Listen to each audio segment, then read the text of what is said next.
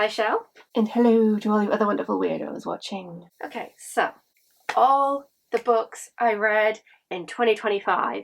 Let's go. I read 19 out of my 20 goal, and that's fine. I ended up having 80 pages left. 80 pages! It's fine. It's one of those unfortunate fonts that makes my brain sleepy, and yeah, my dyslexia does not like this font. My eyes dry out, my head shuts down, and I'm just like, Yeah, it's very difficult to get through that particular font. I think I've worked out the writing style, but real quick before we get started, if anybody wants to join me on my prompt challenge, I've already opened my first card, and the first 3 prompts are 3 books from the top shelf, 2 books from your bottom shelf, and 1 from the problem shelf, which I'm going to allow as recent purchase or books you bought in 2025 or a book you shouldn't have bought type of thing. My problem shelf is just the books I bought during my book buying ban. And there's a bonus prompt, educational. To interpret that how you like. It can be a non-fiction, it can just be a book that taught you something new, anything.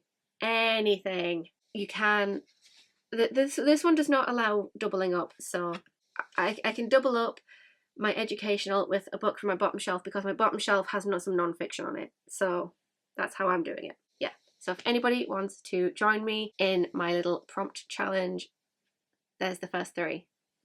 So to start the year of 2025, I started with the trilogy Poison Study, Magic Study, Fire Study.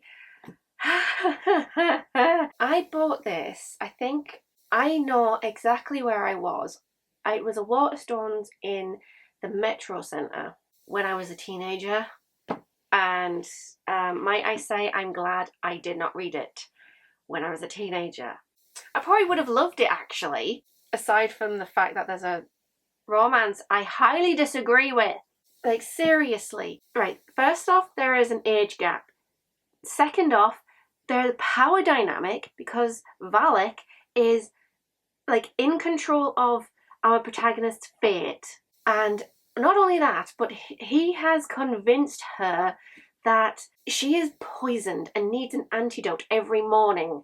It's called butterfly dust, and the romantic gesture later on is a butterfly pendant. No. That is control. That is the symbol of his control over you. Do not be in love with this man. He is a bad guy. He's an assassin. Stop it. And there was 2 amazing people as well. There could have been such an amazing romance between Yelena, Ari and Janko, but no. They couldn't. It would have been a nice poly relationship as well. They have such a great dynamic. But no. Ari and Janko have her back more than Valak does. And I'm sick of it. So I got the end of book 1 and she decided to go to the southern continent, and I thought, finally, she can get away from freaking Valak. No, he turns up. Annoyingly. But so does Ari and Janko, thankfully, and I love them. I just didn't really particularly like the direction it went. But then the ending meant that she was to stay in the southern continent and Valak can't see her again. Yay!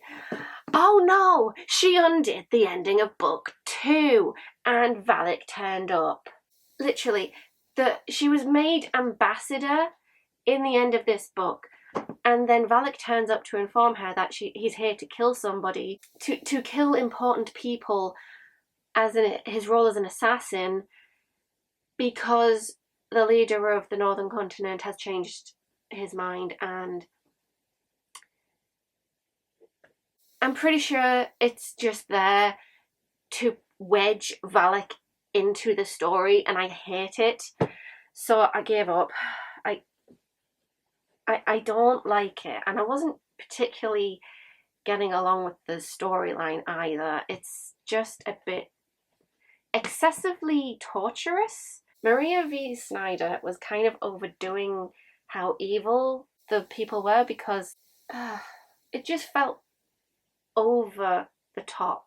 And also, I'm just gonna say, but when Yelena, when Yelena and Valak first get together, they did it in a dungeon, and all I could think of is they're getting an STD. I did not enjoy the story, and I DNF'd book 3. Did not enjoy. Okay, so next up, I read Eve Green by Suzanne Fletcher. This was a very slow-paced book about a woman remembering her childhood, about remembering her time when her mother had died. She found the body and she had to go live with her grandparents in the Welsh countryside. This was such an atmospheric read that I felt like I was in a field along with the protagonist. And she's just pregnant in her adulthood, and she's basically just reminiscing on her own childhood and her own, like, how is she going to approach her own motherhood. I did kind of feel like the romance had an unnecessary age gap. It was not tackled as well as I'd hoped it would be, because she was literally, what, 8 years old when he was 24 and meeting for the first time. And he stopped thinking of her as a child when she came back from uni at the age of 18. I don't know. That was like my only issue with this story, is like, I'm a bit hesitant on the man she picked to be her partner. But anyways, this was quite a traumatic read, as she's revisiting a trauma from her childhood, because a girl has gone missing. They've not been able to find the body. She, as a child, she's remembering her own encounter with the man who did it. But because she's been acting out, she's been blaming herself and thinking that she deserved what happened to her, even though it happened like seconds. And it was just, she was able to run away. But at the same time, it's just, you felt heartbreak for this child as she's remembering her own childhood. And it's just, no. So yeah, that was heartbreaking to read. I do believe I DNF'd Secrets of the Little Greek Taverna by Erin Palmisano. I was trying to get to chapter 5. I couldn't even get that far. This is probably the first time I would say this is objectively bad, not subjectively, objectively.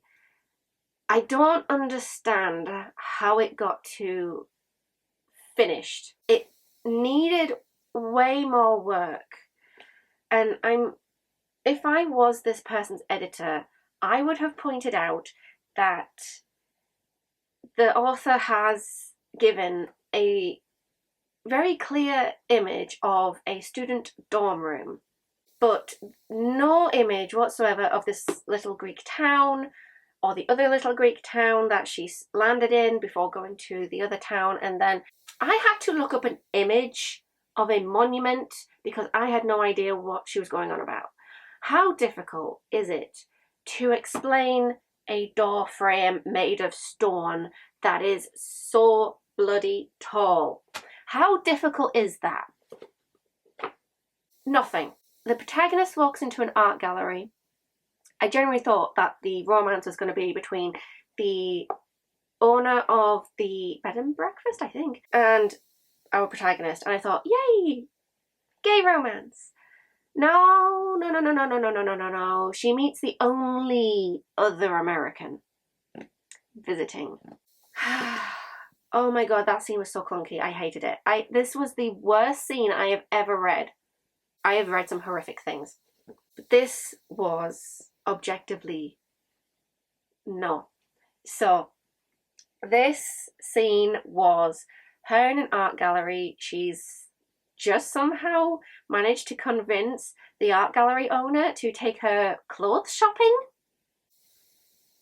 But then love interest walks in. They're having a conversation about her university jumper. They're having that conversation.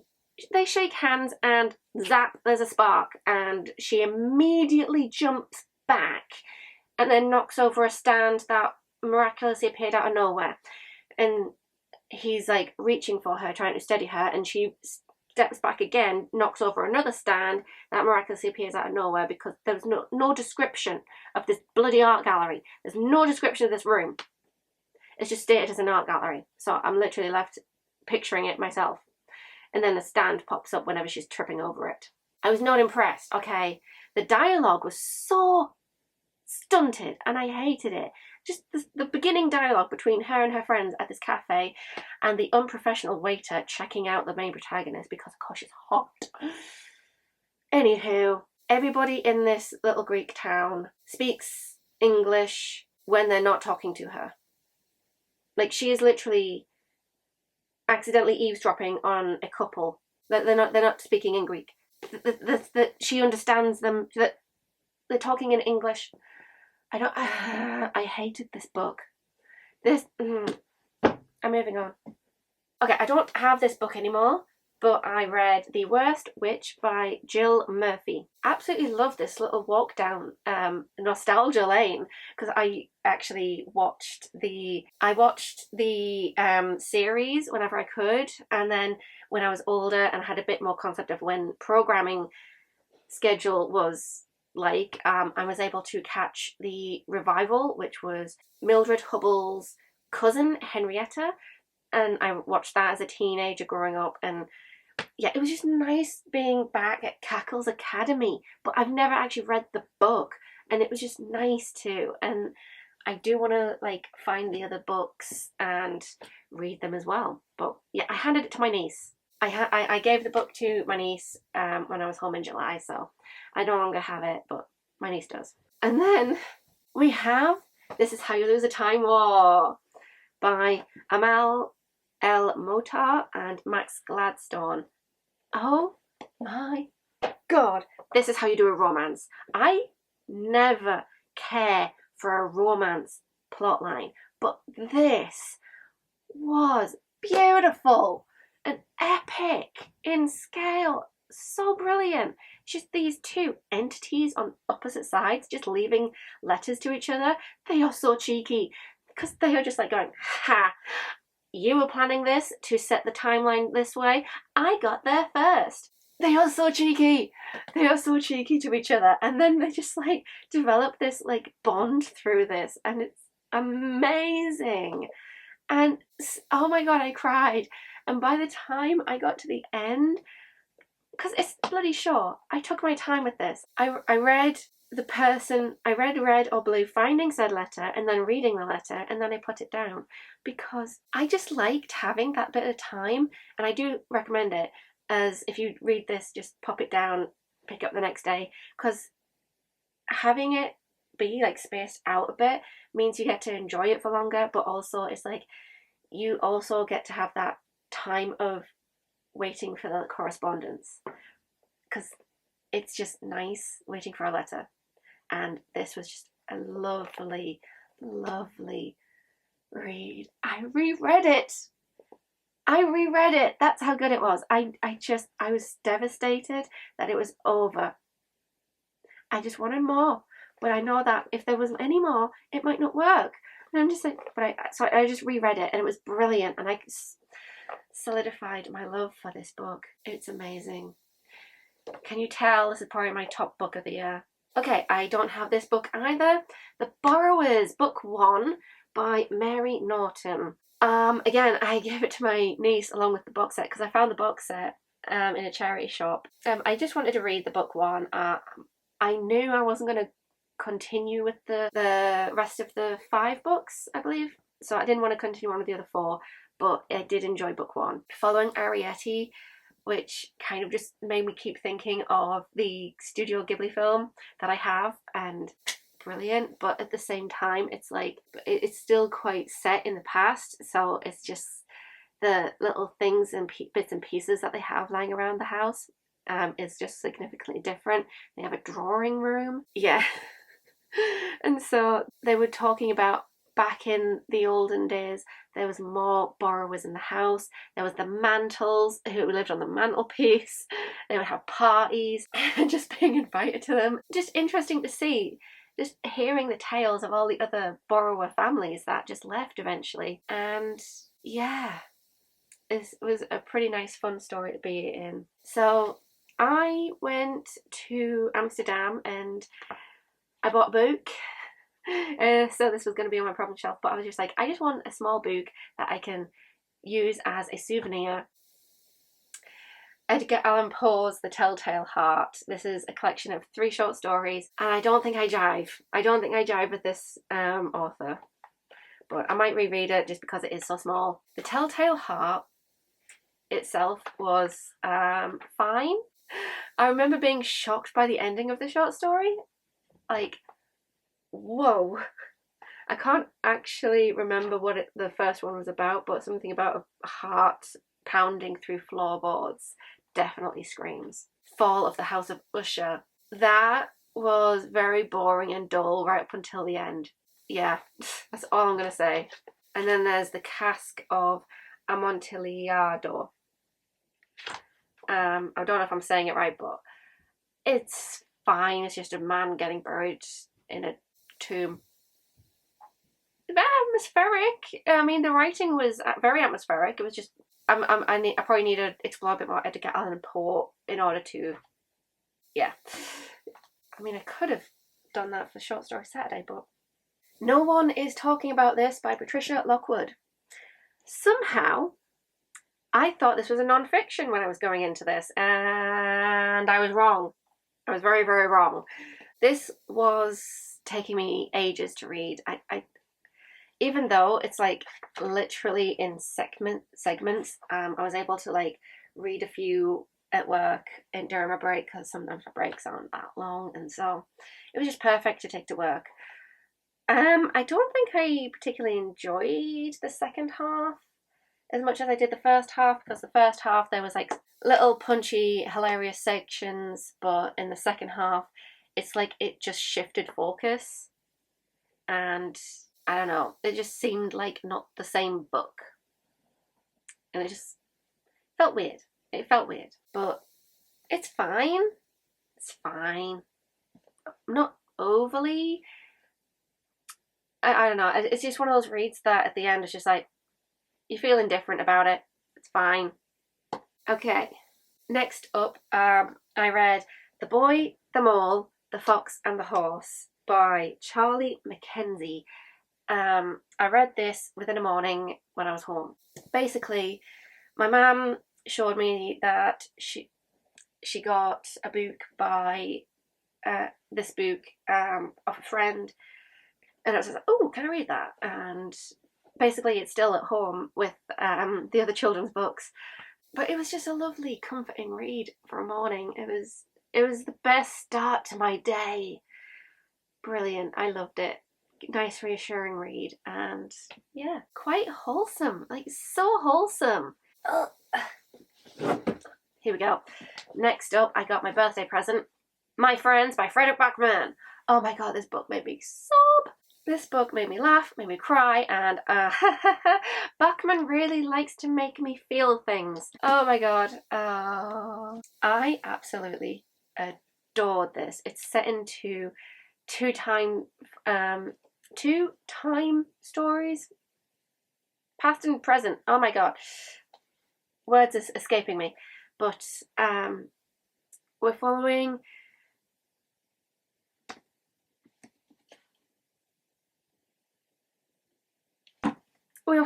Louisa as she breaks into an art gallery. There is a weird like sense of who attends art galleries and the weird snobbery about it. It was kind of like a, oh god, reminder. One of those reminders, just because my art background, yeah, there are people like this, oh god. But yeah, it was funny watching her get thrown out. It was just so comically absurd And I just love that about it. And that's what Bachman does brilliantly, is just absurd scenarios that just happen in normal day life. And it just brings this extra level to the humour. And it's just batshit crazy. And then we also get the artists who basically, Louisa just wants to see this painting by her favourite artist, who she basically meets in an alley thinking he's homeless. Basically, we get the backstory behind the painting, and that is heartbreaking and full of red herrings because we think it's just going in one direction because of one character's traumatic childhood with an abuser. It's very, very heavy. It tackles some dark topics of abuse, and yet it's like using humor to, I don't know, it's like a coping mechanism. Like, the character Yor makes light of a lot of situations, and he's not caring what happens to him, but will stand up for his mum and will make sure that his best friends laugh. That's all he wants, and it is heartbreakingly powerful, and I love it. Absolutely adore this book as we explore these people's lives and each of the boys and Louisa as we explore these teenagers' lives, and it's just heartbreaking, but they are just getting up to shenanigans, and it's just so funny because only teenagers can get up to this shenanigans, and it's hilarious. Next up, we have the water damage, but it's fine. So this book got caught out twice in torrential rain.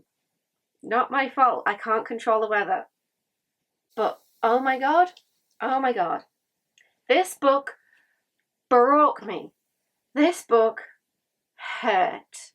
And it kept hurting, and it kept hurting, and it just felt like Suzanne Collins was ripping my heart out the whole time, and it just kept on ripping pieces from me. Oh my god.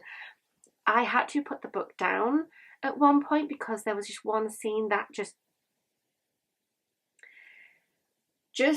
broke. I could not stop crying. I was crying and I could not see myself stopping. Like, that's how broke I was. I was, yikes. But this is Haymitch's Hunger Games. This is the 50th quarter. This is the 50th Hunger Games, the second quarter quell. Oh my god. Double the tributes for the arena. Oh my god, the arena. Stunning. I'm very, very, very, very, very scared because there is a change in the adaptation trailer, because we've gotten the trailer for the adaptation, and I'm a little nervous but excited. But they normally do the adaptation really well. Like, for ballads, I actually think they didn't change much, and so I can't wait to continue the Hunger Games. Oh boy, it was very interesting just learning about Panem in this state of things, because it is just, after Snow is like solidified as president, and it's just like, ouch, we are trying to work things out, and the message behind this is about propaganda and how it can be twisted, how information can be presented to the people. And it's, Suzanne Collins had a lot to say with the Hunger Games trilogy, and then as technology goes on, she found there was more to say. Oh my god, ouch. We don't realise what Haymitch went through until this. because we think we know what happened, that was not enough, because propaganda really twisted his story, and oh my god, it broke him. It broke me reading it. It was horrific. And I gave it 5 stars. This is the point where I realized I was reading quite quickly at the time. Shuffling, shuffle, shuffle, shuffle. There we go. So next up we have Midnight Library by Matt Haig. This was a comfort read. This felt like a comfort read. Oh my god.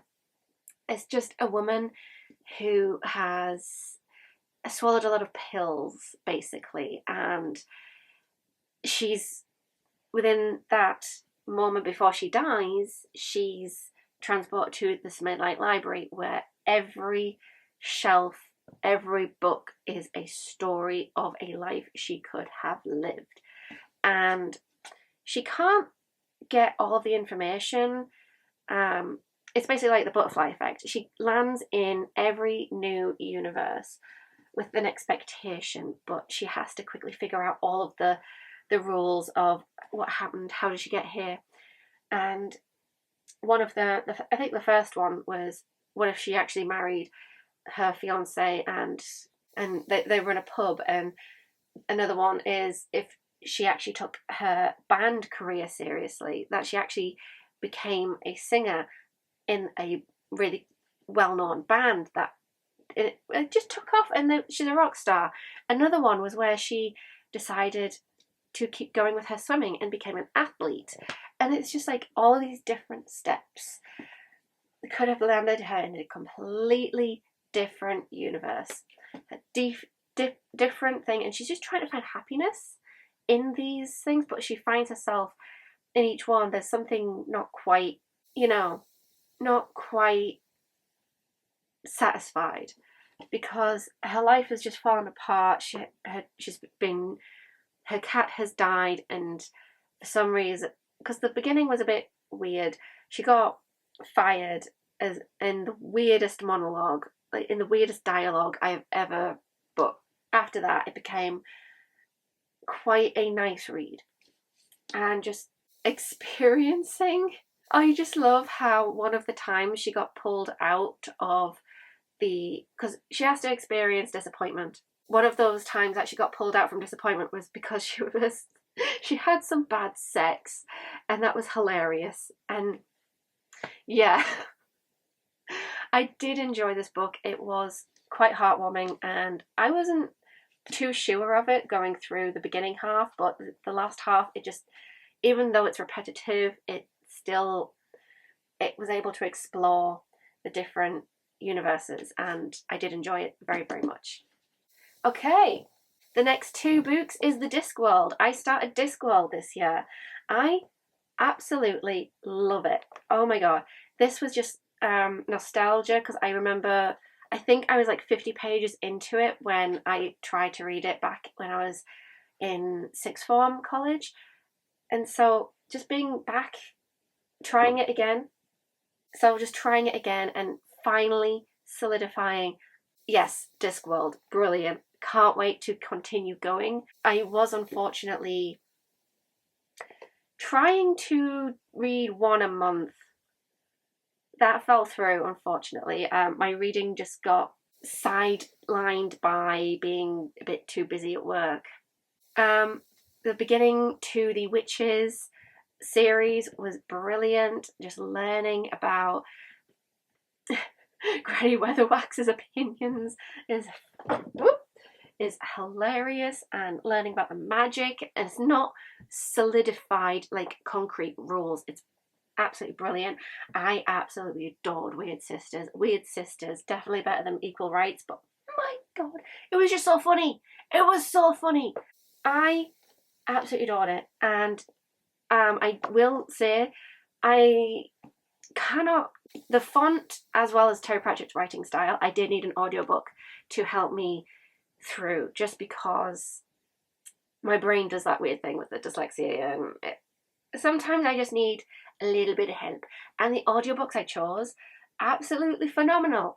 Gave Granny Weatherwax quite a hilarious voice, and it's just old woman who is not, who is just a bit fed up, and it's hilarious, and it suited her brilliantly. And yeah, they're free on YouTube. Just type it in. It's good. But yeah, this brilliant exploration of the magic and gender roles within this world, and it's just so hilarious. And this apparently doing one of Shakespeare's plays, I don't know which one, Hamlet? No? The one with the king dying, etc., and coming back as a ghost, etc., etc. But it's just like really, really good, and I did enjoy it. Granny Weatherwax solidified her place in my heart as a amazing character, probably my favourite character of the year, basically. Granny Weatherwax, top, brilliant, hilarious, no notes, love it. I love Discworld. Cannot wait to finish the Discworld's Witches series, and then I am trying to figure out where I want to go for there. But yes, I'm trying to map out which series I want to read next. Even though I've only read 2, I'm getting there. I will get there. I love these witches. I still have this children's book, Lemony Snicket's A Series of Unfortunate Events. Book 1, The Bad Beginning. I think I was a teenager when the film came out, and I recently watched the Netflix series when, I'm pretty sure I watched the whole thing when they had finished filming it and uploading it to Netflix. And so just reading this was just like a nice trip down that nostalgia lane of, yeah, I read this book.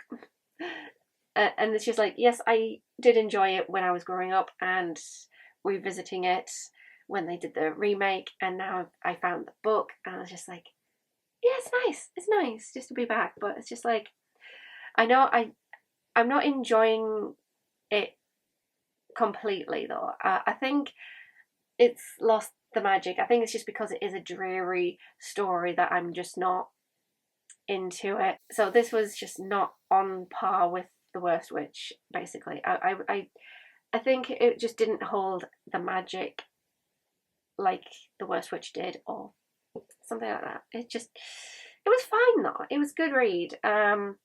Very interesting, and you got very annoyed at the adults. Good grief. Okay, I was able to finish my Cursed Bunny collection for Short Story Saturday at this point. Yeah, I am very excited to continue on with Bora Chung's work. I'm not going to talk too much about this because I have an entire playlist of Short Story Saturdays just from this collection. But Cliff Notes, I love this, except for Snare. Just brilliant, except for Snare. There's quite a few genres. There's a bit of fantasy, bit of dream logic. I love Bora Chung's writing. Except for Snare, I'm going to be finding more of her work. I did try and ask for Midnight Timetable for Christmas, but unfortunately I got one book I asked for Christmas. Slightly disappointed, but at the same time I did get some other books that I asked for my birthday. So it's not a total loss, but I'm just like, I was really gutted by not having Midnight Timetable. I was really excited for that one. Okay, so next is Haiku from the British Museum. Yeah, it's just, I found this in a charity shop a while ago, and I thought, I kind of want to get into poetry next year, but I'm just like, I was just looking at this and go, why wait? Get into poetry now. So yeah, this is a stunning book where we have haikus, like 2 haikus and some artwork that is not directly related, but there's like, if the haiku is about a mountain, the artwork will have a mountain. If they're about people, they will show people, and it is absolutely stunning. This artwork is absolute mega. I loved it, absolutely loved it, and it's just nice to be in this. And also at the very, very beginning, there's an introduction into haikus, the history of haikus, the different, the layout of a haiku, and it was interesting to learn about haikus. And yeah, did you know haikus have seasons? There are 5 seasons. Obviously, for the 4 seasons that we know about. Spring, summer, autumn, winter. And they can be known in a haiku, even though haiku is very short. You can tell from maybe the appearance of a moon or certain things in the haiku. There's different clues as to which season a haiku will land in what season. And then there's also the 5th season, which is the New Year, which is a separate season into itself. And that was very interesting to learn about. I'm probably going to keep this just because it is quite just nice to dip into and just read. I did enjoy reading a little bit of poetry. And next, the final book I finished was the start of Short Story Saturday, Stephen King's Night Shift. I have to say, if you want to get into an author, start with the short story collection. This one in particular has everything, all the genres that I have found in this book. And again, playlist. It is phenomenal. I did enjoy this, and there are some not so phenomenal ones that you just left going, what the hell did I just read? But all in all, this was a great collection, a great starting point to King, even if technically this is the 2nd installment I've read, but I should have started with this. But yeah. Now, let's talk about what I didn't finish. I do need to talk about Ursula K. Le Guin's Planet of Exile and Illusion because it's 3 stories and I was 80 pages from the end. And as you can see, I'm kind of keeping where I'm at on the page.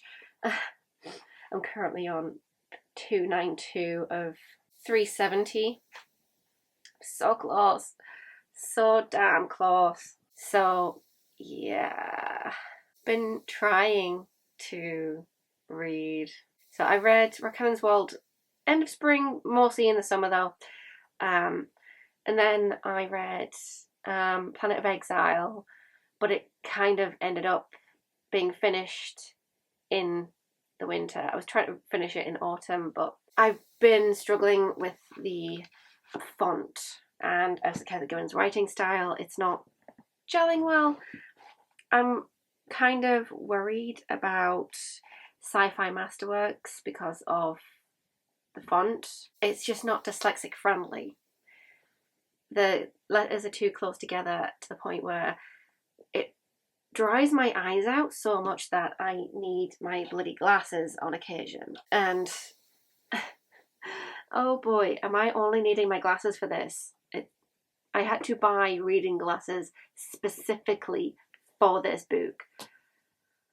Oh boy, not great actually. This is the one I couldn't find an audiobook to help, and that's why it's taken me so long. Because normally I can get an audiobook to help with the writing style and the font just to get my brain to click with it, but I've just been struggling through. But yeah, I did enjoy Raccoon's World. It just felt like this amazing scope of sci-fi, but within is this epic fantasy journey, a really cool quest, and there's wind steeds and they go up against a helicopter and it's hilarious. I wouldn't say it's hilarious, but it's just hilarious to think that you can have a fantasy type creature go up against something sci-fi and technology-esque. It's brilliant.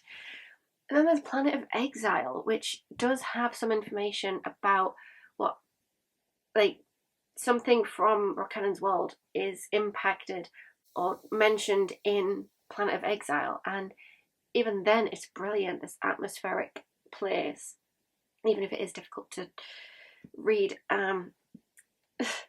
I still liked it. Could have used a few more snow ghouls, but I do the snow ghouls, the description when we finally got it was just so interesting. And the siege, oh, we get so many sieges, it's brilliant. The protagonists could have kept it in their pants just to avoid catastrophe, but now we are on City of Illusion.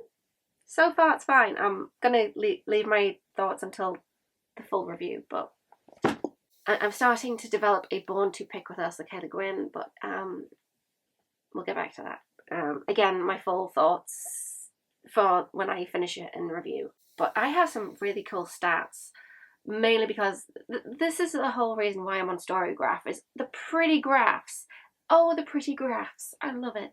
They do have some pretty cool, like, stats. Like, the longest book was My Friends by Frederick Bachman. I mean, and that was like 436 pages. So that's like the longest book was 436 pages.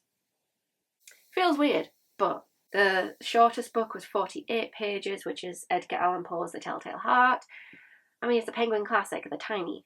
The most time spent was Stephen King's Night Shift at 282 days, which I'm assuming next year's short stories are going to end up being the same. I think actually it's going to be The Book of Witches, because I started that one back in October. Oh dear. StoryGraph tells me that I've explored the works of 13 new authors. 9 of the books I read were part of a series, and I did one reread, and I DNF 2, which obviously, yeah. My stats. Okay, so the moods I had: mostly adventurous, mysterious, and dark. Yeah, that's pretty on point considering how much I cried. Very emotional, reflective, and funny. Yeah. Mostly medium paced at 63%. Absolutely love some graph. 1 slow book, I'm assuming. 6 fast paced books and 12 medium paced. But yeah, no audiobook. I had 1 non-fiction and the rest are fiction, which I'm hoping in 2026 to have a bit more non-fiction. But the most genres, mostly fantasy, then it's contemporary and literary. Then we have horror and romance neck and neck,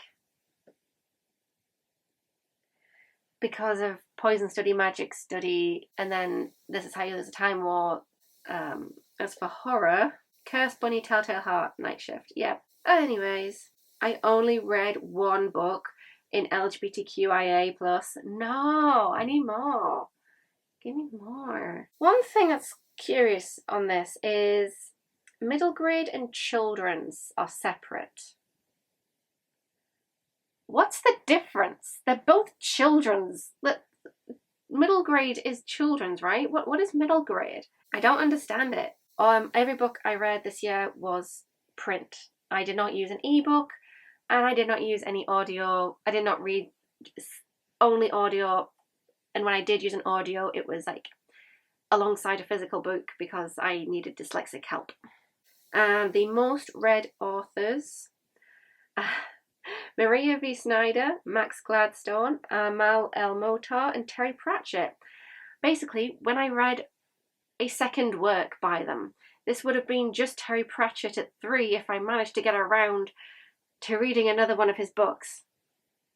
If I had read Witches Abroad in December, that would have been brilliant.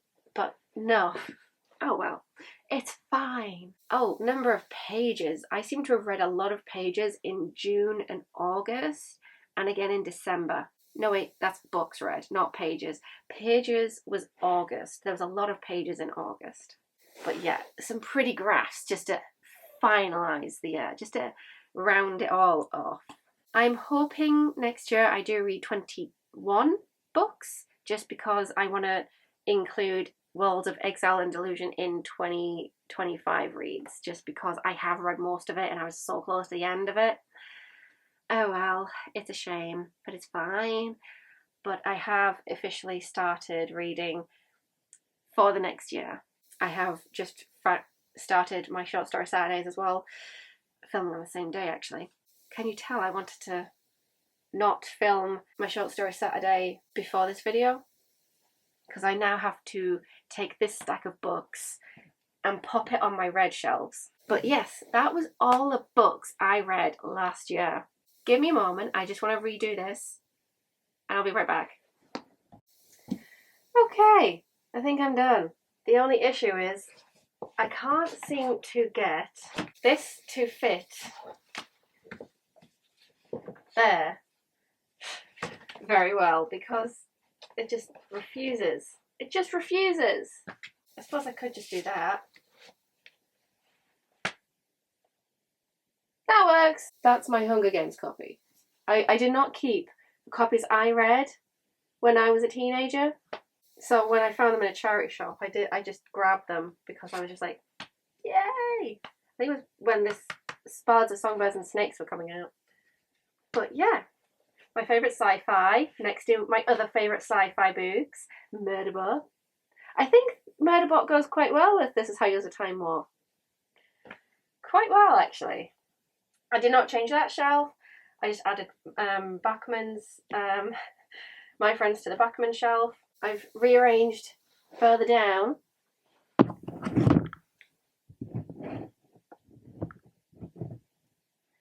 So I have Terry Pratchett, Discworld next to the other giant epic fantasy there's on here. It's the box set, but it's like ringing hollow because I only have The Hobbit in there right now. But yeah, I've got Assassin's Apprentice, The Invisible Life of Addie LaRue going into this shelf. Then I have Cursed Bunny. Unfortunately, this is not Midnight. I couldn't find a place for the Midnight Library, so I was just between Cursed Bunny and going into my horror shelf. So yeah, I've got Night Shift in there. Actually fits quite snugly. And then at the bottom is the books I do not want to keep. They are on the way out. And then I have my children's book and non-fiction cubbyhole right there. So directly below Cursed Bunny are the books I don't want to keep. So yeah, slightly different backdrop now because I've got my favourite book of last year on display as well as Discworld Face Out, and I can just like slot the other Discworld books behind it as I go. And now I just need to fill this up with all the books I'm going to read this year. Maybe. I know.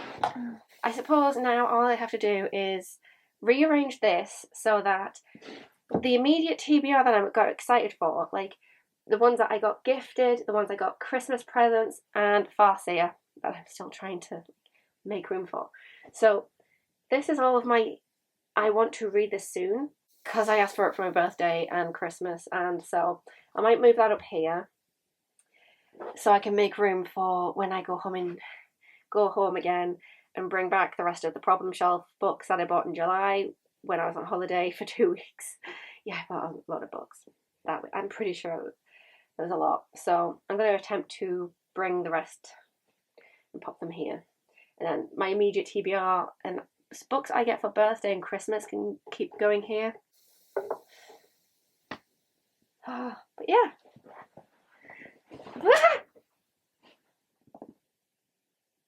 My box tipped over. That's better. Anyways, that was this video. That's just all the books I read in the year 2025. And now I have a nice little... They've all been integrated quite nicely. I'm happy with it. It's good. I just need to sort this one out now. But yeah. Has anyone been reading anything great in 2025? Looking forward to the reading year of 2026? Because I certainly am. I've already picked out my card for my challenge prompts. And oh boy, that's good. Anyways, bye, Shal. And bye to all you other wonderful weirdos watching. I've been stopping and starting this recording, and I dare to think how long this is going to be. Oh boy. It's going to be a very long edit. Oh well, it's good.